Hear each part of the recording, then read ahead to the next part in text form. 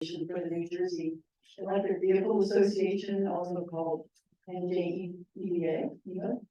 So we have with us this evening the president and a support member as well, Stan Jaracz and Mario Caballero. They're going to discuss the environmental benefits of owning an electric vehicle and EV, and as well as the organization's mission, which includes accelerating widespread adoption of EV and the education about them and support for the infrastructure that's necessary for them to be useful. The New Jersey EVA is a nonprofit organization. Its purpose is to educate drivers before, during, and after the purchase. And the discussion this evening includes information, resources on a shop for an EV. So with that, I'd like to hand over the microphone to Stan and go for it. Thank you. Thank you, Amy, for your nice introduction. And I would like to also thank New Jersey Sierra Club for inviting me, as well as Mario, to share our thoughts about electric vehicles and why we are doing it. So let me start.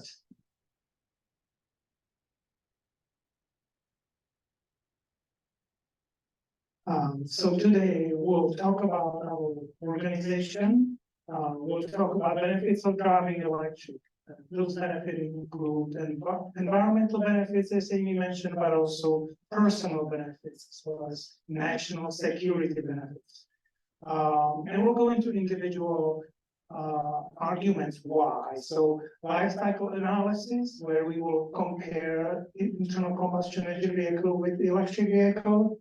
We'll talk about the EV fire safety, and then we'll switch gears to charging, home, public, and how does it impact the ability to conduct road trips. And then we'll talk about incentives. So first of all, so what are we doing? So New Jersey Electric Vehicle Association is actually one of about 100 chapters nationwide of the National Electric Vehicle Association, nonprofit 501c3. It was founded in 1967, long time ago. At that time, it was the Electric Auto Association, and it was actually only a couple of years ago that the organization said, hey, we are not just about automobiles, we are about all vehicles, including aircraft.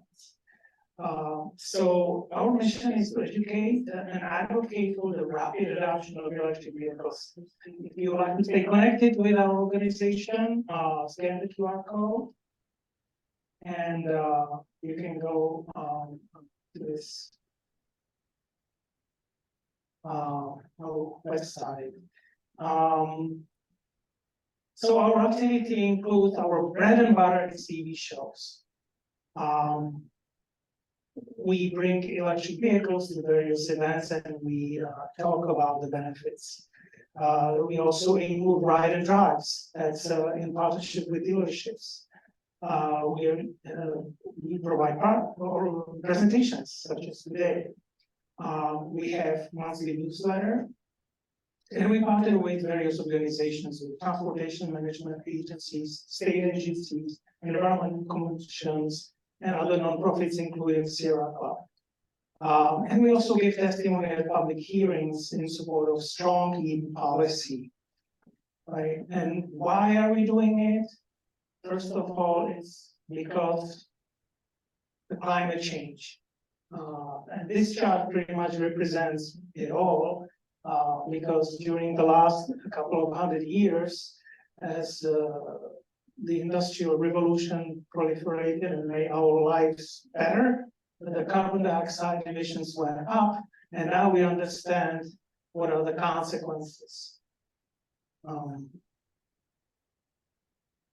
So what are the advantages of EV ownership? Well, let's jump right into it, the personal advantages.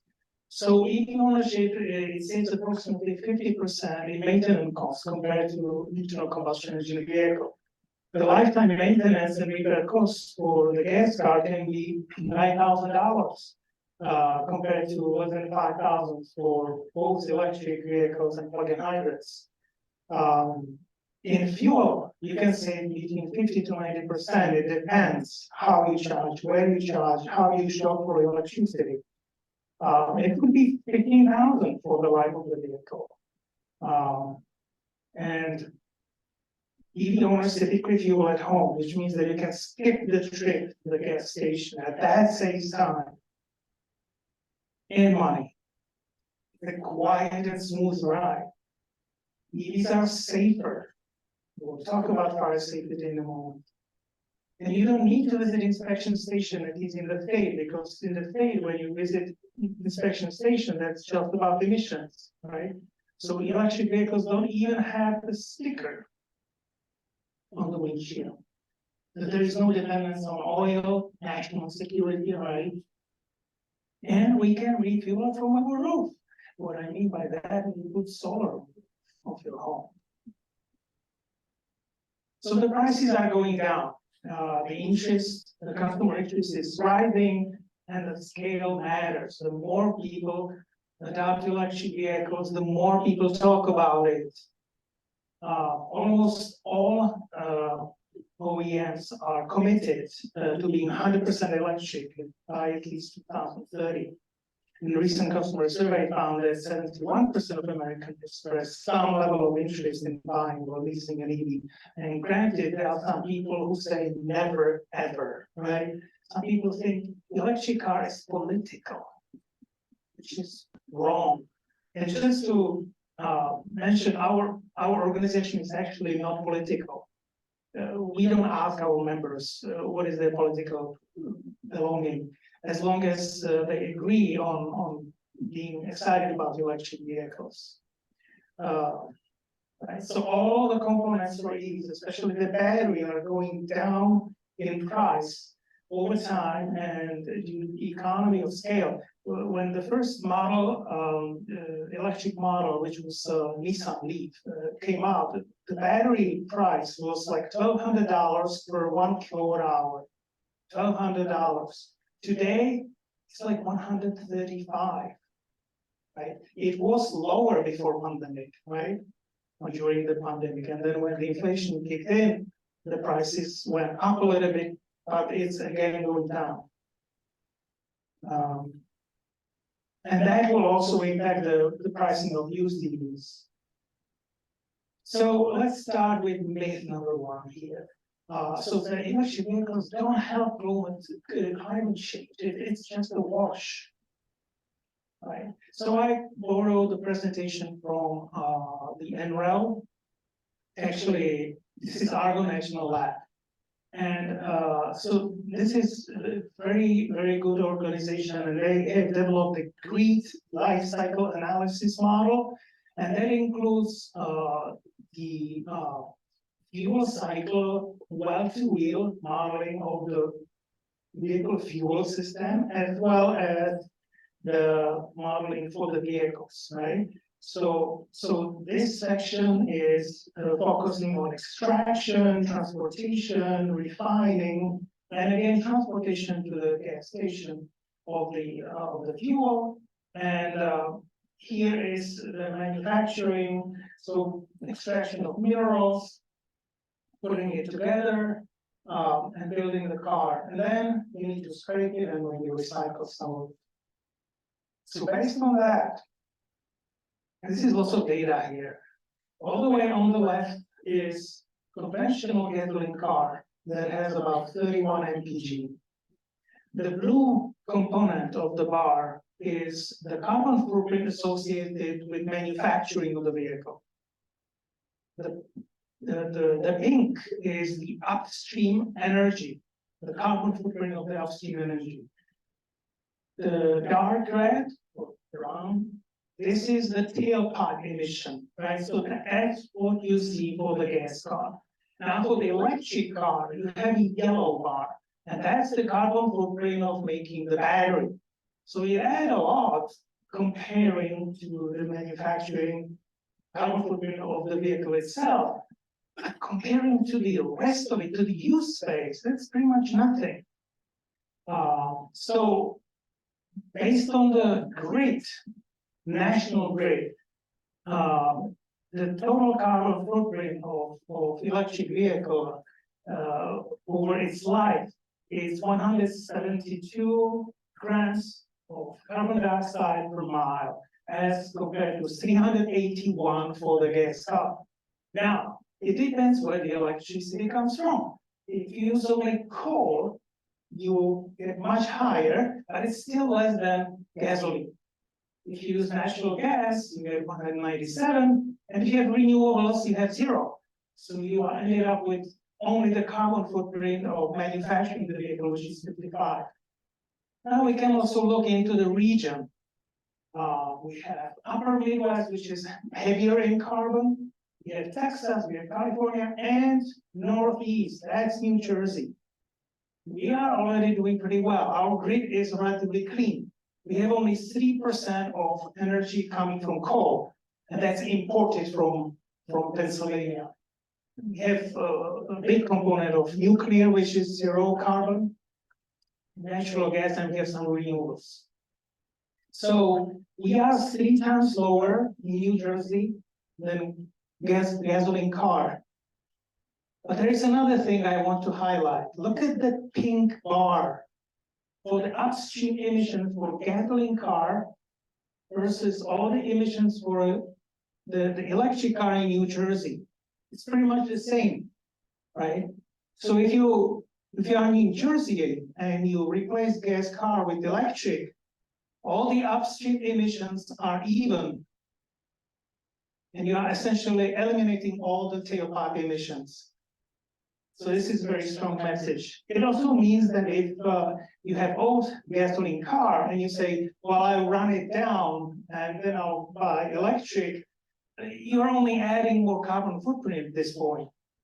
So it's better to not to delay. Now, mining battery minerals kills African children. I've seen this YouTube video and it was nerve-wracking. Well, let's start with battery chemistry. The battery has 2 electrodes. It has anode, which holds the lithium, and it has cathode. Cathode has heavy metal oxides. And it depends on which chemistry we have. We have different types of lithium-ion battery. LCO means lithium cobalt oxide, which has only cobalt as a cathode. And then there are various NMC chemistries, which means nickel, manganese, cobalt, and the number refers to the relative proportion of these 3 elements. NCA is also nickel cobalt based, but it's also aluminum. And then LFP, this is very important because LFP doesn't have any nickel or cobalt. It has it's a lithium iron phosphate. So it has very abundant iron and phosphate in cathode. And this type of battery chemistry is becoming very, very popular these days. Because not only that, it doesn't have the questionable metal, but also it's more robust. It can withstand 5,000 charges versus 2,000 for conventional battery, and it can be charged 200% without the fear of battery degradation. On the scheme on the right side is the typical composition of the battery, and that refers to the lithium ion, the NMC and NCA. You can see that cobalt is not on top; it's actually close to bottom, and lithium, the namesake of the battery, because it's very light, so it's actually a small component of it. So the battery mining, the battery minerals mining, so we have lithium coming mostly from Australia. This is major producer today, but Australia is not #1 resource worldwide. The most resourceful are actually South American Triangle, Chile, Bolivia, and Argentina. Bolivia doesn't offer any lithium yet because they are politically unstable and stuff. But there is a huge potential here, as well as in some European countries. The chemistry is that the spodumene has is lithium, aluminum, silicon, And from Chile and South America, these are salt brines, which is like lithium chloride. Nickel, it comes from Indonesia, Australia, Brazil, and some other countries. And the cobalt, as you can see, number one is Democratic Republic of Congo. But I made some research about that, and the children, yes, they are being asked to work for very little money, but our government and European governments, they are trying to invest and make better methods, not artisanal mining methods, but the government is so corrupt that it's impossible to work with them. And then comes the Chinese, right? And they just work around it and they don't care, right? So it's very hard to pass that burden on us, because if we don't give them jobs, the children are not any happier. It's the government that is causing all the pain. So we have also cobalt in Australia, Cuba, and some other nations. But again, the car makers are trying to avoid battery chemistry that involves cobalt. The battery recycling. This is a very exciting part as well. So regarding the global policy, Europe and China, they have regulation. It's mandatory. In the United States, it's not mandatory, but there are also incentives coming from Inflation Reduction Act. And there are many players and many processes. This is a chart that represents an example of, this is pretty much how it works. So this is battery manufacturing, put into use, and when the vehicle is decommissioned, you can analyze the pack as is, and if it passes, go to stationary energy storage. If not, you go to disassembly, testing, and sorting individual cells, reassembling into the new battery pack, used operation, and it could be stationary, could be a low power electric vehicle, or it could even be the first life extension of new electric vehicle. And if nothing else works, then it goes into chemical recycling, and that in effect competes with mining and the cycle closes. We want to avoid the waste. And here is a comparative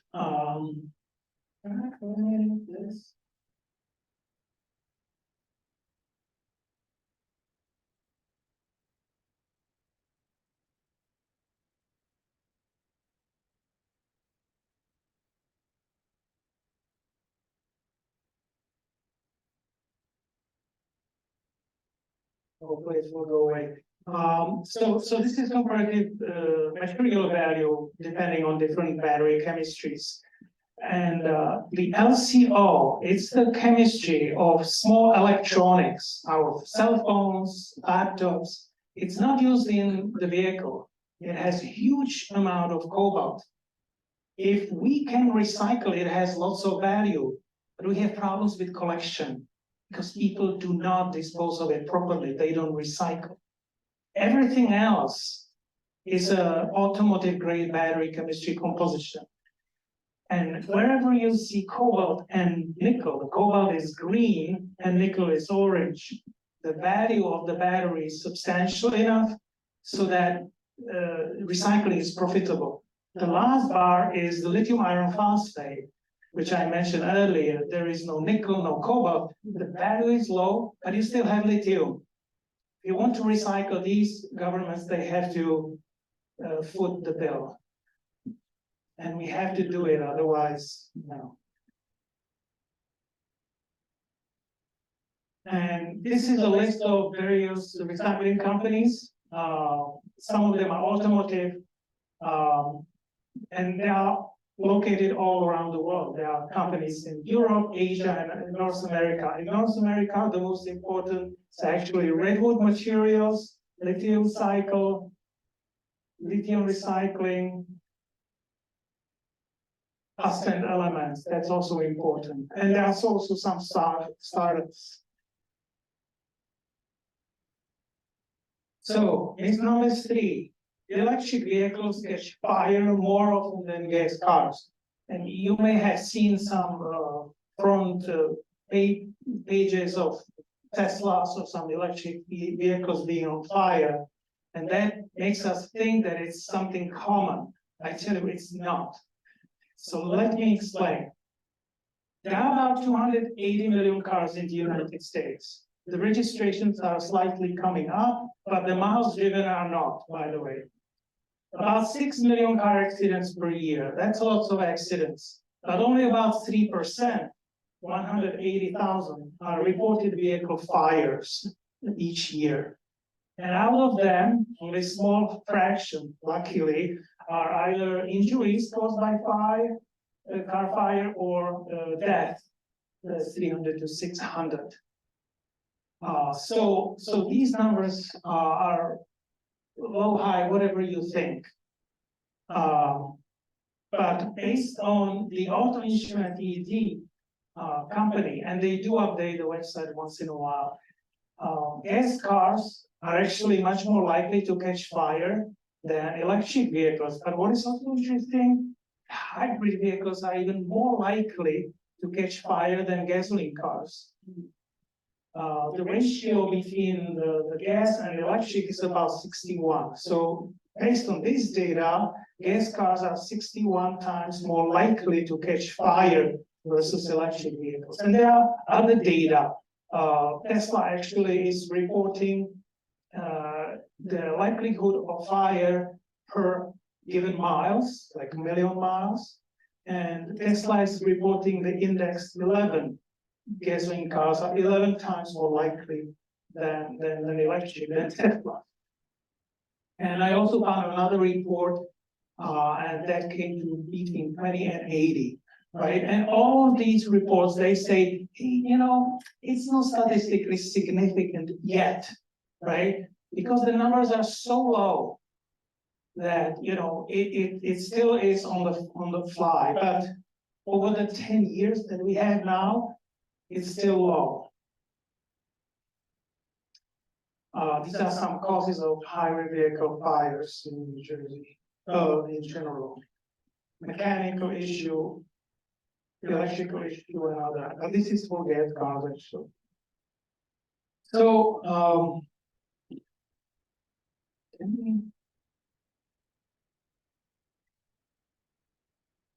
how do I animate this thing? Oh, the triangle. And how about eliminating the entire bar?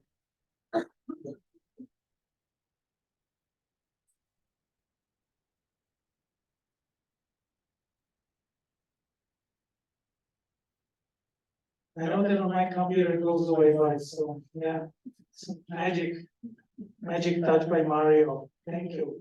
So how much energy are we talking about, right? So, and that table kind of explains why gas cars catch more fire, because they have just more energy. So Toyota Camry has a tank of fuel which is equivalent of 567 kilowatt hours.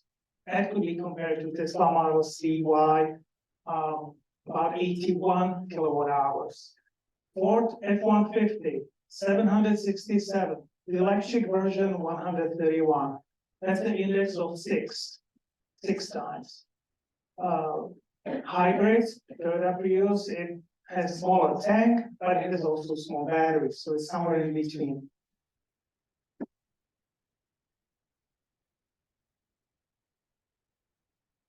So what makes EV fires different? Because you may have heard that they are different. Yes, there is a different pattern. Electric vehicles tend to catch fire, if they do catch fire, more often during charging than gas cars during refueling. So lithium is the fuel.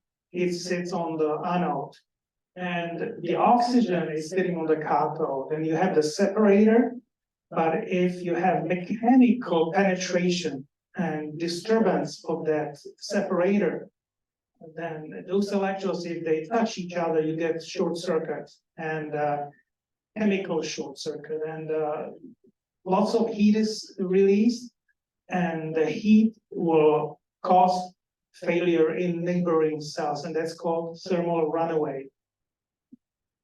So the primary fire is the thermal runaway, and the secondary fire is everything else in the car that is combustible.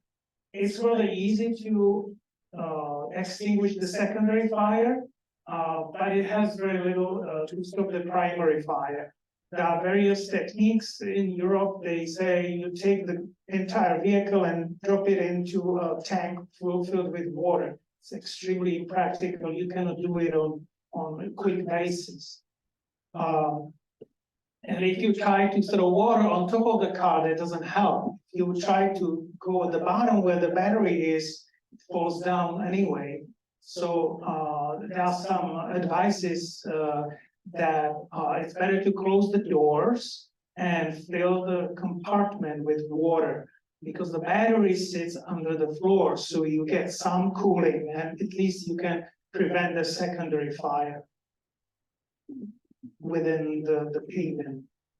And if they try to extinguish the battery and then take it on the trailer or tow it to the junkyard, it can catch fire again on the tow truck or in the junkyard. And that's not safe either. So it has to be really burned completely. You want to make sure that you isolate the burning vehicle from anything else.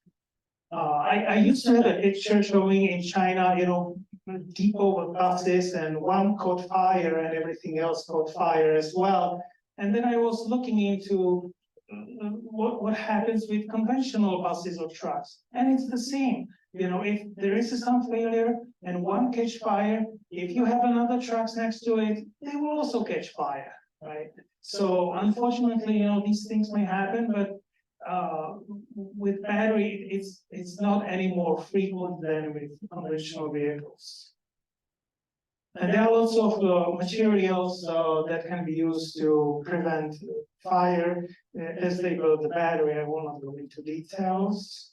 And these are examples of vehicles that went through crash and didn't catch fire. And you don't see them often because they are not as exciting. But this one, I think it was alcohol involved. This guy on the top right, it was attempted suicide. This Tesla, you cannot even see what it is. It's a Tesla Model Y. It went off of cliff in California. Everybody survived in that car, and the driver who wanted to kill the entire family, he ended up in the jail. But he didn't catch fire. This one is Nissan Leaf, first generation model that was tested. Impact with utility pole on the side. You see this huge dent. The battery is just trash and didn't catch fire. This is Tesla Model 3. Again, that was actual accident.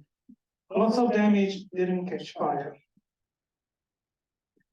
Let's go to next myth. Adding EV charging to my home is difficult and expensive.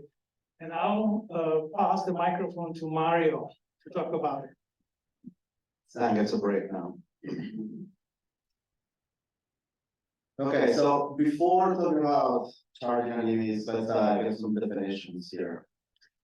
You might hear people talk about level 1 charging, level 2 charging, level 3, or sometimes DC fast charging. This is on that's mine. So basically, the most popular fueling station in the world is the outlet, right? And we all have outlets in our houses, outside buildings, and our garages. So really, that's all you need to fuel your EV. That's called level 1. It's a regular 120 volt outlet. This gives you about 5 miles of range per hour of charging. So if you plug in your car for 2 hours, you'll get about 10 miles worth of range. So what this means is that for the average driver in New Jersey, they can get away with driving their car overnight with just a regular outlet. They don't need to spend any extra money.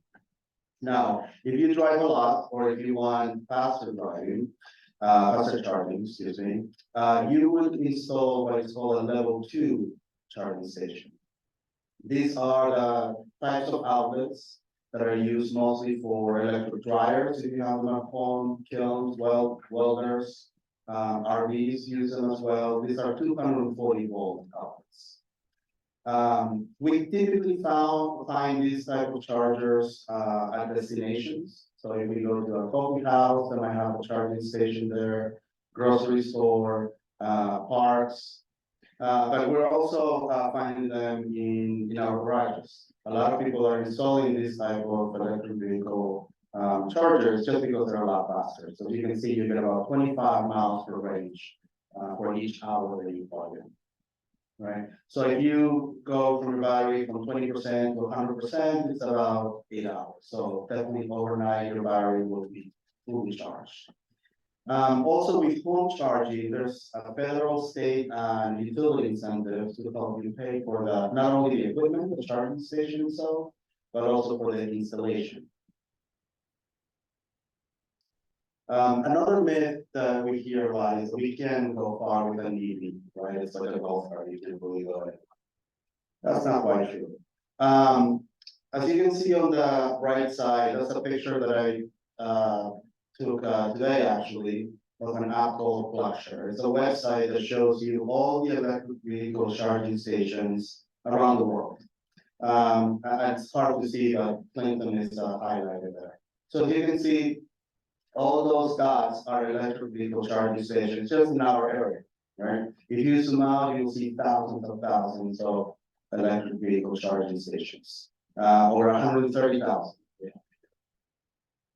So when you use one of these public charging stations, one is if you can't charge at home, you're a renter, for example, you live in a condo, or you just don't have the electrical capacity in your house, right? You can go to one of these charging stations to fuel, or when you're going on road trips, right? So when you're going far away from home. How to find them? Most EVs today, they show you right on the screen where these electric vehicle charging stations are. In most cars, if you tell it where you want to go in the GPS, it will actually tell you where you need to stop to charge and for how long you need to stop, you need to charge to get to your destination. Like I mentioned, there's public databases like Plugshare for a better route planner. We have the links on the bottom here. And also there are charging networks, such as Electrify America, you might have heard of them, EVgo, ChargePoint, Link. They all have their own apps with maps of where they have charging stations. And then we're also starting to see our own GPS in our phones, starting to show where charging stations are. So such as Google Maps and usually Apple Maps with the latest iOS also shows you where the electric vehicle charging stations are. So when you go to a public charging station, there's different ways of paying for the fuel.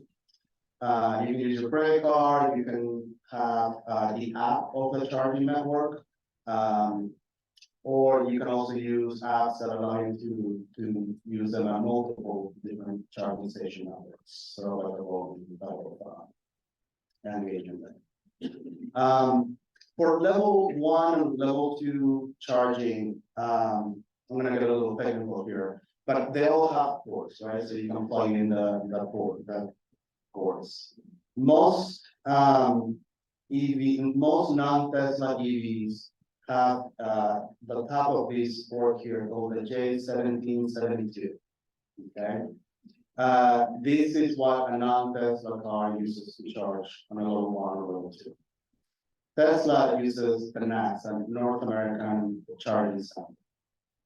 Okay. Now, if you have a Tesla, they come with an adapter so you can charge at any public level 1 or level 2 charging station. It comes with the car. Basically, just an adapter that you plug in, and then you can plug into your car to charge. For fast charging, or sometimes called level 3 charging, the Tesla cars use the same adapter. Okay, so this same adapter is for level 1, level 2, and fast charging. Non-Tesla cars come with CCS combo.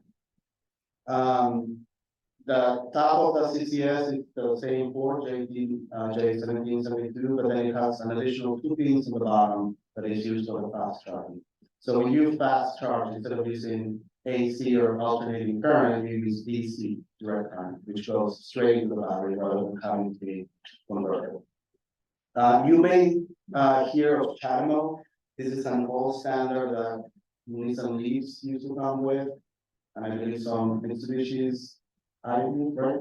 They don't make them anymore, but you may still find those adapters as well. Also, the thing to note is that Tesla's supercharging network is so much better than the rest that a lot of OEM car manufacturers, they're actually switching to the Tesla adapter. So 2024 next year, if you buy a non-Tesla car, the manufacturer will give you an adapter that you can use at Tesla superchargers. And then starting in 2025, they're going to get rid of this CCF port, and they will all come with an Max, an North American chargers. So longer EV trips. So we all, whenever we go on a road trip with the family, typically after 3 hours, I need to stop, to take care of business, right? Stop, eat, get some water. So when you take a road trip with an EV, you have to change your mentality of how you road trip. Typically on a gas car, you need to stop to eat, go to the facilities, and then you need to stop again to the gas station, right? With an EV, you basically combine those stops. You stop, plug in to recharge, and then at the same time, you go inside, and then you eat or use the facilities. So most charging stops are typically less than an hour. Some cars even 15 minutes. I have some data here to show you my average stop at a DC fast charging. Also with electric cars, the more that you charge the battery, the longer it takes, or the slower that it gets as the battery gets slower. So you really don't need to charge to 100%. When you stop, you really only need to charge until you have enough battery to get you to the next point where you are stopping. Either that's your destination, or if you're stopping again to go to the bathroom.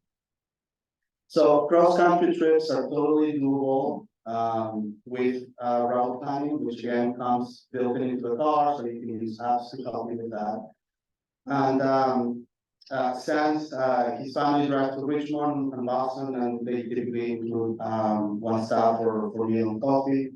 So at the end of the day, if you account for an ICE internal combustion engine car road trip, you're stopping for gas, that's 10-15 minutes, and also you're stopping for eating and doing your business, right? So with an EV, it's basically, since you're combining those stops, it ends up being about the same. It will not be the same, it will take a little bit longer, but it's basically all the same. So this is actually my stats. I have a 2021 Tesla Model Y, it has about 50,000 miles. And the car has telematics, so it tracks everything that I do, right? So this is just an example. In the 50,000 miles that I've used the car, I've charged 45 times at superchargers at 25 different locations. That top one is the Wawa from Flemington here. The only reason why I stopped there is because I got free charging miles when I bought the car. This was a referral. Otherwise, we had to go.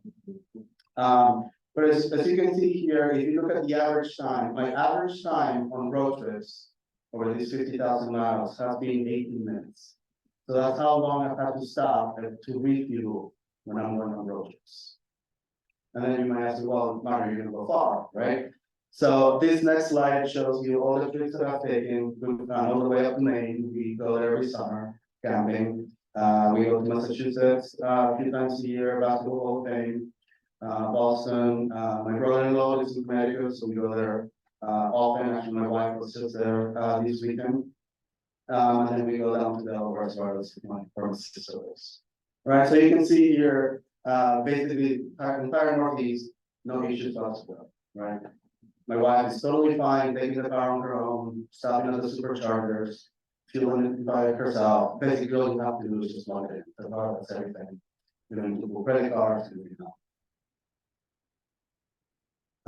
Myth 6, electric vehicles are expensive. So they are and are not, right? If you look at comparable size type vehicles, let's say a Tesla Model 3 with a Toyota Camry, the sticker price, the list price will be higher on the Tesla. But once you take into consideration all the incentives that are available to you, it's actually much cheaper than a Camry. So from the federal government, we have $7,500 for new EVs.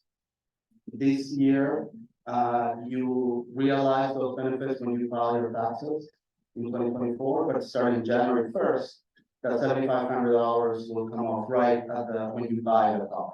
So you don't have to wait to file your taxes. Same thing with used EVs, up to $4,000.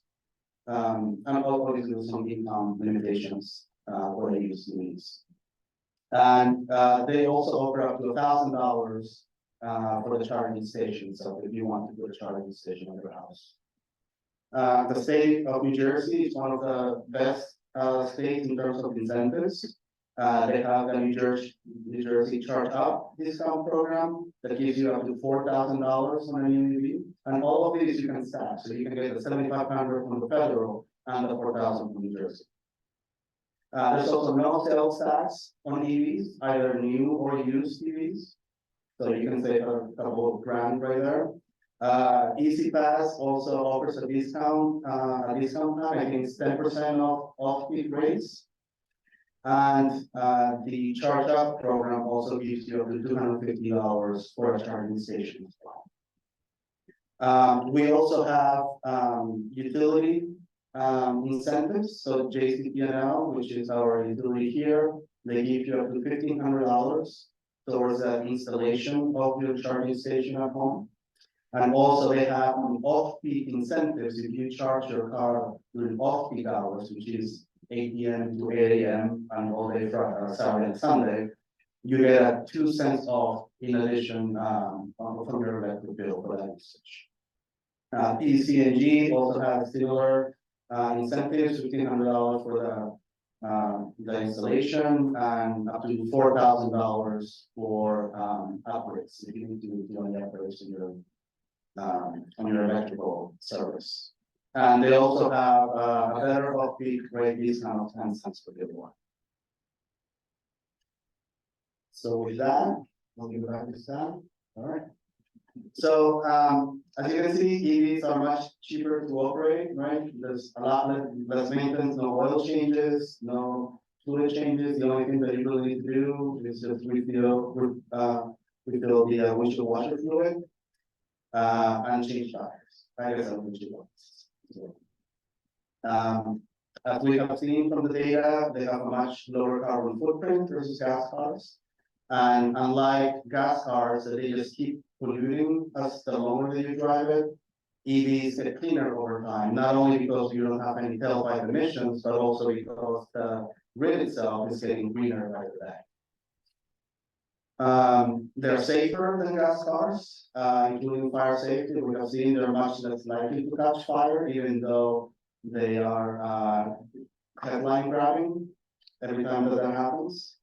I also find it funny that every time that there's an accident or a Tesla crashes into a building, it's always a Tesla crashes into the building, not a person crashes into the building. Right? Public charging infrastructure is already available and is growing by the day. Actually, right here at the Clinton Station Diner, Tesla is opening up on supercharger in the next few weeks. In addition to the one in Flemington that we have at the Wawa. We can use EVs for road trips, although you have to do a little planning that the cars do nowadays. Tons of incentives, a lot of money there that we have sort of already paid for, so it's just a matter of taking advantage of them. There are over 100 plug-in models available today, and all car makers are fully committed to moving 100% to electric vehicles. I don't know of any car manufacturer that is still investing money into engines, right? Everybody's using all their funds to move away from combustion into EVs. They improve the air quality, especially in disadvantaged communities. A lot of the air pollution is based on heavy duty vehicles, buses, trucks. And there are also a lot of state incentives and federal incentives to move that as well into EVs. And then real life lifestyle adjustments. EVs are really smaller than what people think, right? It's just changing your road trip behavior instead of making two stops, you combine the stops. And you have to remember that you also don't have to stop those Monday mornings going to work to fill up, right? Because every time that you leave your house, your car is really full, right? Because you charge overnight. So with that, we'll take any questions online or in the room.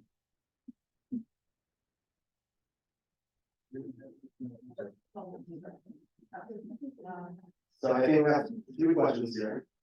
So, okay. Oh. Stop sharing and make it see better.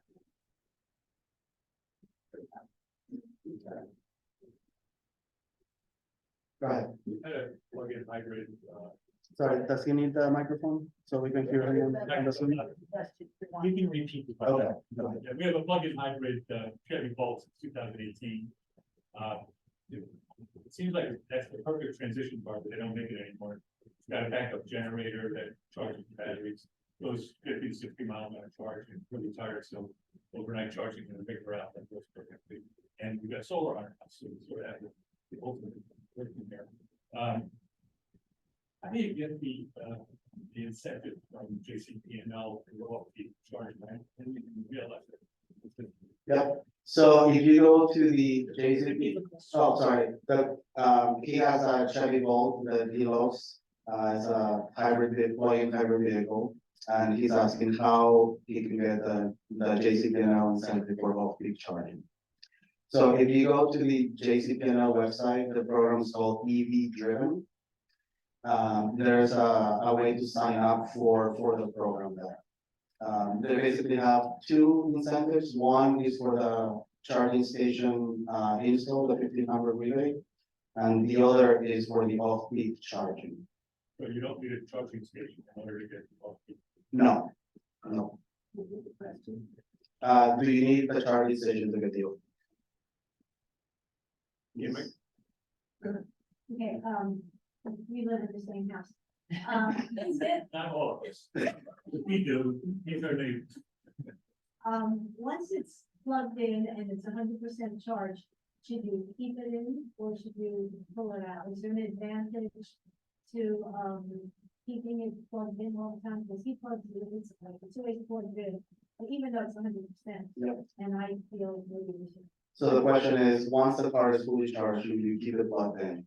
The answer is A, B, C, always be charged, right? So even when the car is fully charged, the battery brains, really, the battery module is doing maintenance on the battery cells so that the battery lasts longer, basically.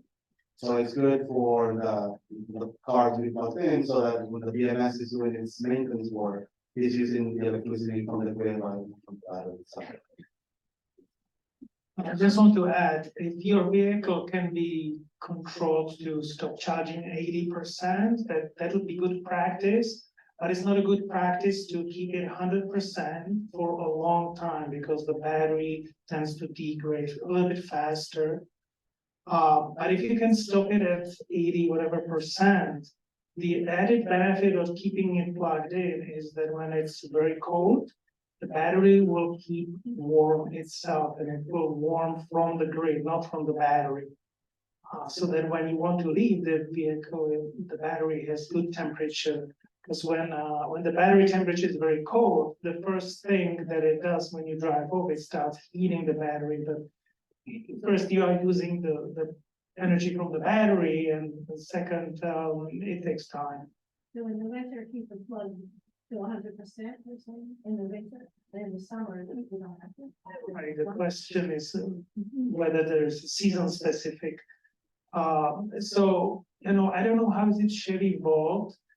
I would say with the age of well, I think that the vehicle is designed that it has more battery buffer. So when it's stating 100%, it's actually not 100%. So that vehicle you can really keep plugged in. I don't think it needs to be plugged in summer as much. But if you want to simplify a lot, just keep it plugged in all the time. Yes. Yeah. Now, compared to the size of the vehicle or the electric car, what is the size of the battery that we're talking? The size and, so he's asking, based on the size of the vehicle, what is the size of the battery? What, yeah, in proportion. In proportion of the size of the battery, okay. So typically, an electric vehicle battery would be between the two wheels, the two axles. So it's the bottom of the car. How big is it? The dimension. What I mean to say, what I want to conclude is that since you're investing so much on the electric vehicle, isn't it wise that you keep one battery separately at home as a separate? As and when there is a battery run down or it needs charging, you just take the blue battery, send it for charging. They should give you either immediately a replacement of a new battery or charge you a little bit. So that at no point of time, you have to spend time on getting it charged and wait for. Yep, all right, so the question is, should you have a spare battery in the house so you can just swap it instead of spending time charging? Is it affordable? If it's affordable, right? I'm a marketing man, so from that point of view, I just want to. Yeah, so in North America and in Europe, there's really no way to swap the battery in a car. In China, there's a brand called Neo that they are actually deploying battery swap stations where you drive to like a gas station and then in 5-10 minutes, I think 7 minutes, there's a machine that basically unscrews the battery from the bottom, takes it away, puts a new one that is already charged, and then puts the battery in your car. All right, so that's called battery swapping. Tesla did try that very early on, around 2012, 2013, but it wasn't really good uptake on that. Why you wouldn't keep a spare battery, even if you could do it, is because the battery is probably the most expensive part in the car, right? So you wouldn't want to have another $20,000 worth of battery just sitting in your garage when you can just plug it in when you come home in the afternoon, and then it charges overnight, so it's ready for you in the morning. No. And I just want to add, I've been driving electric since 2012. I have never seen the need that when I arrive home, I need to replace the battery to go again somewhere. So there is always, and the batteries today are big enough that when you arrive home, you're at home every night. And so how many miles do you make a day that you essentially do not need any other battery? The battery that you have is more than enough. People are asking us, what do you do when there is a power outage, right? And I tell them, well, I plug my house into the car, right? Because the amount of energy that it stores is huge. So we don't need to have another spare battery. No, you have one quick question. I think we have a question online. That's the question of mine. So how often do you have to actually replace that? No. Okay, the question is, how often do you have to replace the battery? And I'll ask you, how often do you replace the engine in your car, right? So most EVs come with a 8-10 year warranty for the battery and the powertrain, 100,000 miles. Is as likely as having to replace a transmission or an engine in a car. It really doesn't happen. I replaced the 12-volt battery on my electric car a few times, okay, because it's lead acid battery, the same stuff that you have in gas cars. So that needs to be replaced. But the main traction battery is for the life of the car and beyond.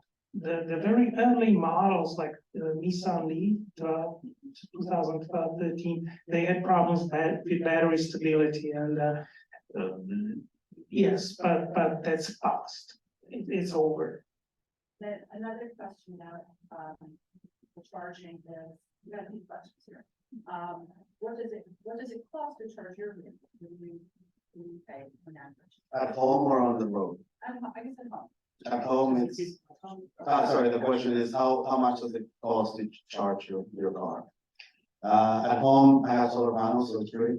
If I didn't have solar panels, it would be about $2-3 each time that I charge, overnight. When you're on the road and you stop at a DC fast charger, a supercharger, it's between $15 and $20. One other question. Let me just answer a little bit. And I have to state that both of me and Mario humbly state we are privileged that we have the home. Because those who do not have neither garage or driveway, they have to seek different ways how to charge the vehicle. And we are always advocating that the most equitable charging is as you sleep, right? I have also solar system, right? And I have time of use service. I'm under PSCNG. So when I need more energy, and I do because we have a heat pump and 2 electric vehicles, we buy from 9 cents per kilowatt hour. And I'm monitoring how much is it versus if we have conventional gasoline car. And we are saving between 5 and 10-fold per mile driven. So the cost is really neglected. One more thing, also a lot of workplaces have EV charging stations as well, so even if you cannot charge at home, you can charge while you're in the office. And that's great. It depends, some employers provide it for free as a benefit, others charge a nominal fee. Sorry, I think, One more here and then we'll. one more in line. So question is, with the increase of the EV vehicles, is there, are they mining metals from the deep ocean floor? You know, if they're mining from the ocean floor? My background is chemistry and yeah, okay, that was not a question, but the question was deep sea ocean mining for battery minerals. Yes, so I did read some article lately and it appears very promising because those rocks, they have high level of metals. Based on that article, those minerals are mostly manganese, with smaller amount of copper, then cobalt, then tellurium, right? And looking into the actual numbers, I was like, okay, we don't have as much manganese in the battery. We might need cobalt. So that's one thing. And the other thing is there is still a lot of debate on the potential environmental impact. So it is not a short-term solution, but in the long term, the debate is on. Because whatever you take from the bottom of the sea has much less impact than taking it from the surface, right? That's not to say that we're not taking anything from the bottom of the sea today, right? That's where we are oil. So, I think you have a Yeah, question? just another question. I don't know which act it was that Congress passed, but isn't there supposed to be a thing on interstate highways? Every 60 miles, the chargers are to be offered. I know I read that in one of the acts, and I don't know if you guys clarify that, or if that is even true? So I think it's 60 miles. there is a separate goal for the federal. I know that for the state, they want to do 50 miles in the first phase, but they want to actually do 25 spacing. Oh, I didn't repeat it. Did we repeat the question? Oh, sorry. So for those remotely, the question is, what is the spacing between DC fast charging on highways? In the future, 'cause it's not here yet, right? Well, it started. We already have lots of DC fast charging stations. I mean, Tesla is leading the pack. California, right? Sure, California. Yes, California as well, but it's important for the road trips. So it's important that we have the coasts connected at this point, and you can go to every state.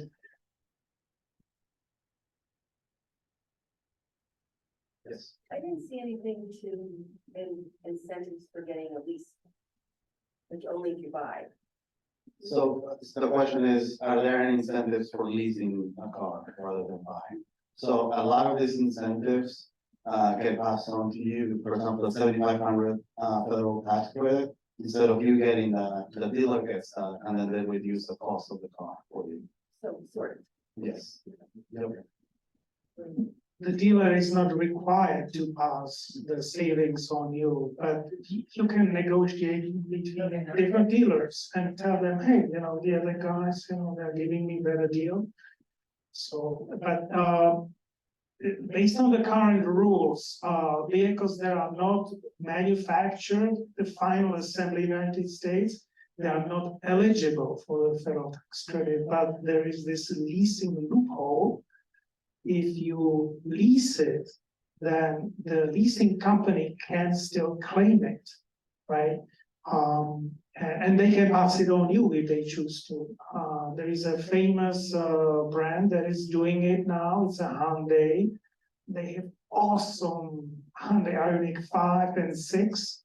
And these vehicles are not manufactured in the United States at this time, but dealers, they will offer you the deals through lease, and you can buy out the vehicle next month or something. Yes. What about rebates, tax incentives for people who buy e-bikes? The question is, are there any incentives for e-bikes? I'm not aware of any in New Jersey or federal. Are you folks advocating for that in your decision? We do. And there are no incentives for three-wheelers, not even those that are covered by solar panels like Aptera, which is very unfortunate.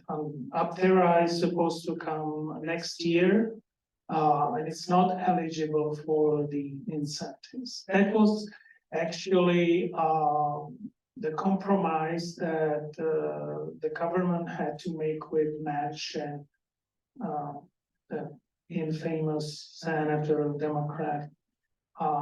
It originally was also for three-wheelers that federal tax credit, but he said no, so there's none for three-wheelers, but what about for two? not even that. No two-wheelers. I suspect that you still get sales tax exemption in New Jersey.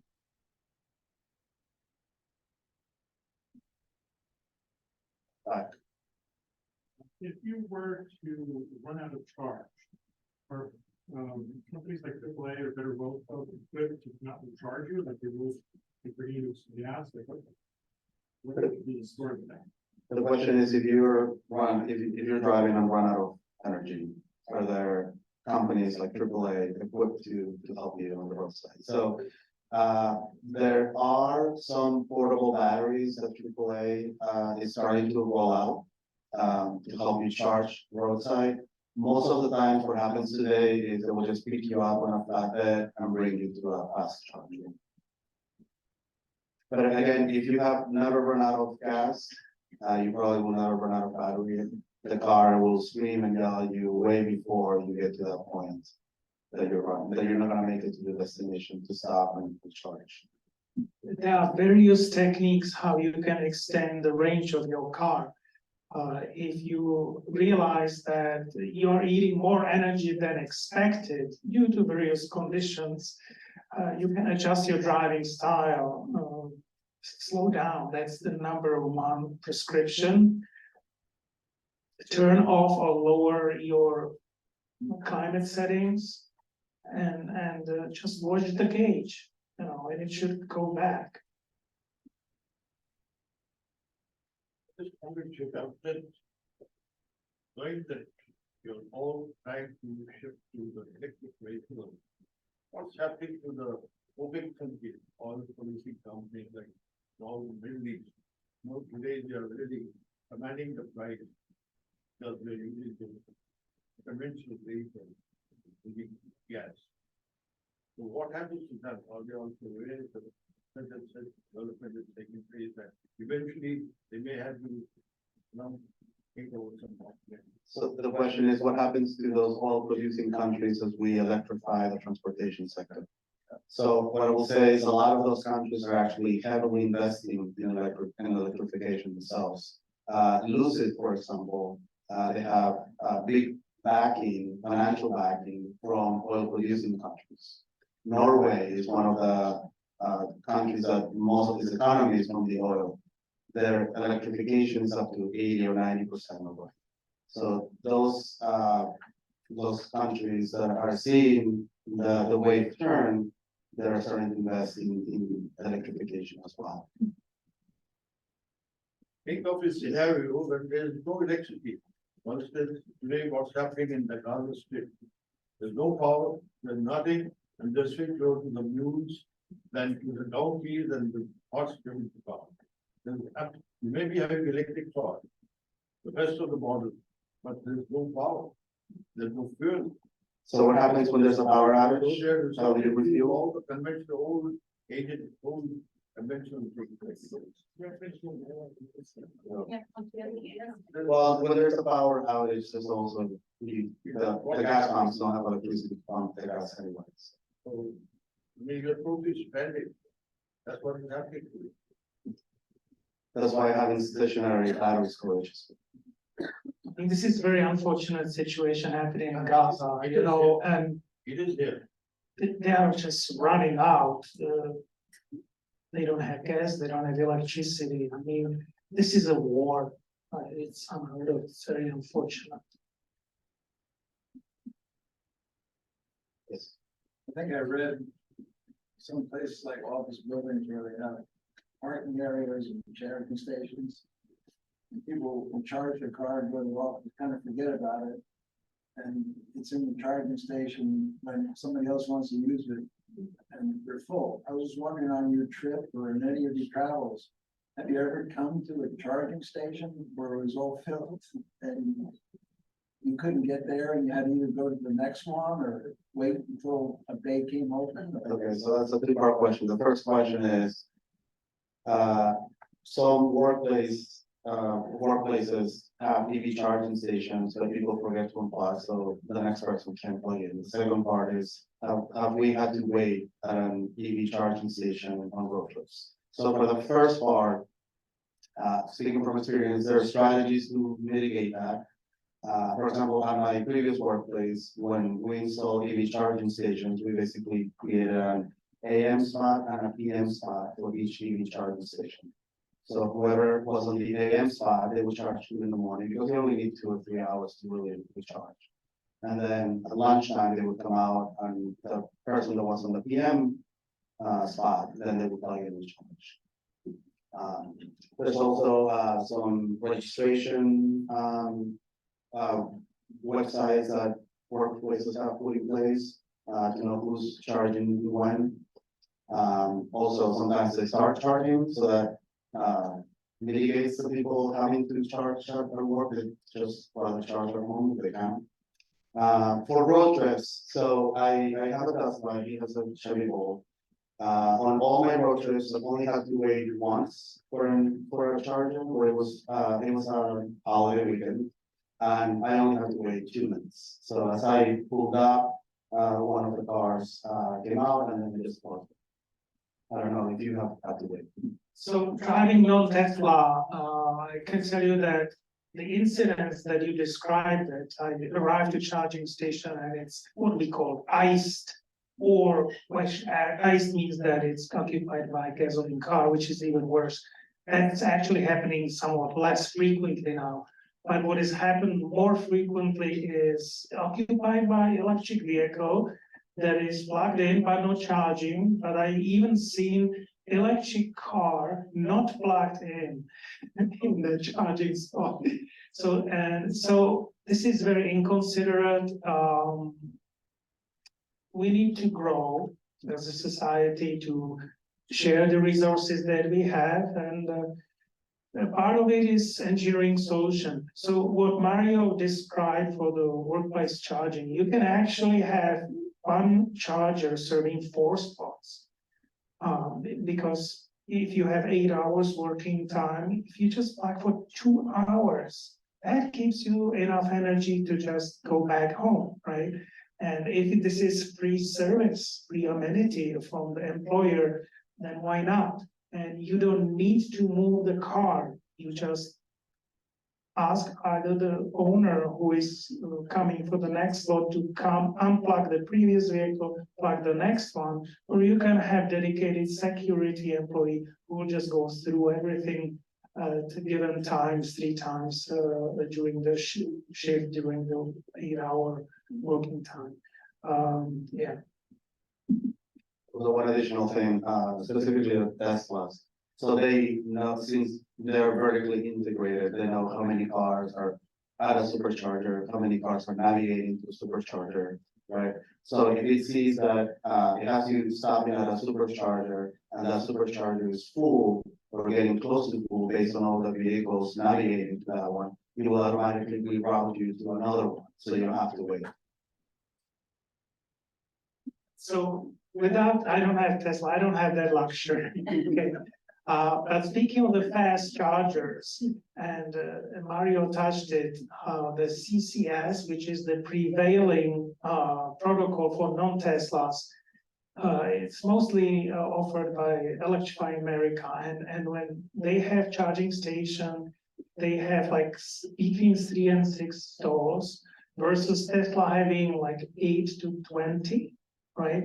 So the incidence that the charger is not available is happening much more frequently in Electrify America, particularly when you have only 3.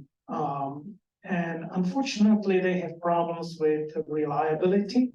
So the incidence of the charger not working is more often than chargers being occupied by another vehicle. Of course, the 1 or 2 that are working, then there is a line, okay?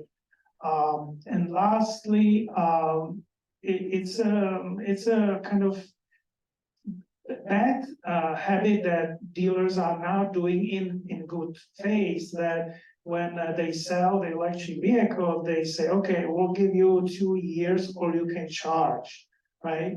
Instead of telling them, hey, please, the best way to charge is at home. It's not entirely free, but it's still a very good deal. And these people think that they have to go to the fast charging station, and they are just blocking it, because you are not supposed to be using your local charging station on a routine basis, even if it's free, because the time is not free. Good. One more question. You know, you have your vehicle, electric vehicle, moving outside. And if it is sun, when you install solar panel onto the roof, it should take energy from the sun. The solar panels, they should generate enough electricity to charge your battery. Right, so the question, probably last question, right, yeah, is, so how about putting solar on the roof of the car? That's right. Okay, so the math is very unfavorable for that, because even conventional electric vehicle is not efficient enough that if you cover it all with solar panels, you would have maybe 5 to 5 miles per day just from sun, okay? But there are some brands that are trying to crack through the physics. And one of them that is still surviving is Aptera in California. It's a three-wheeler, and it's so super efficient that it gives you twice as much or maybe 3 times as much miles per unit of energy versus Tesla Model 3, probably the most efficient vehicle.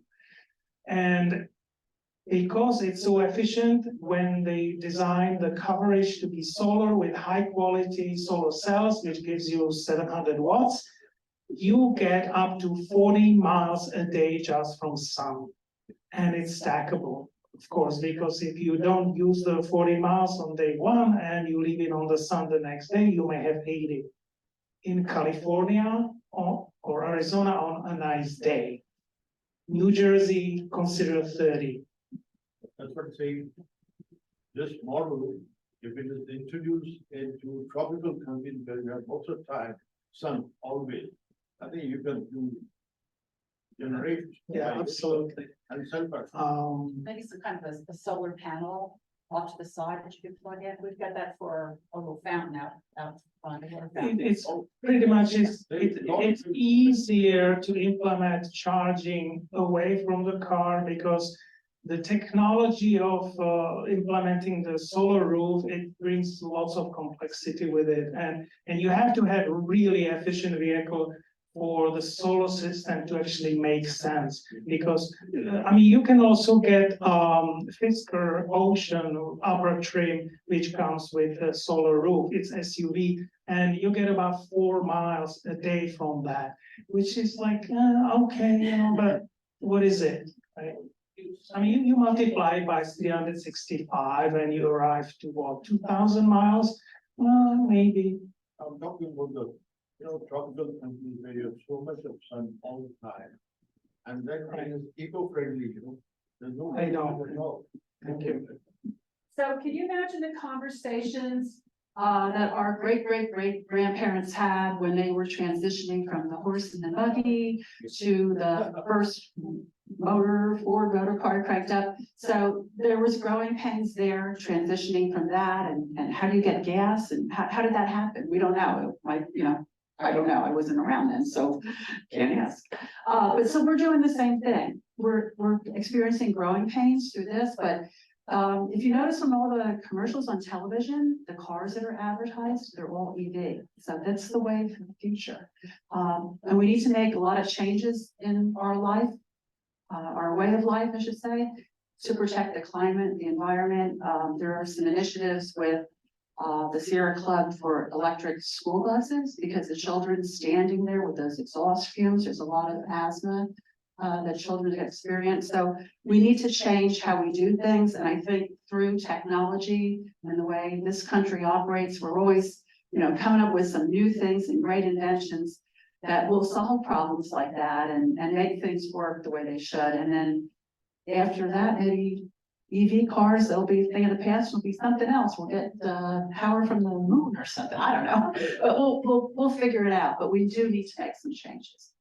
I really want to thank you both for being here tonight. Thank you, Stan and Mario. Thank you.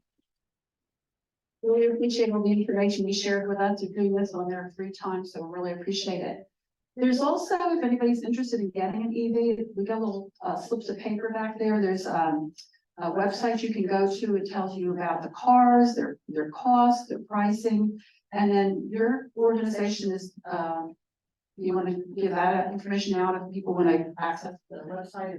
Our website is jerseyeva.org, and from there you can get links everywhere else, including PlugShare, a Better Route Planner, Plug in America. Plugstar.com is the website we recommend to find your next vehicle. And although recently one of our members said that a Better Route Planner is maybe better because you can preset various vehicles to program your road trip, and it will show you how much time it takes, how many times you have to charge, and you can say, okay, is this vehicle good enough for me, or I want to have something better, charge less frequently, faster, things like that. So Better Route Planner and parkstar.com.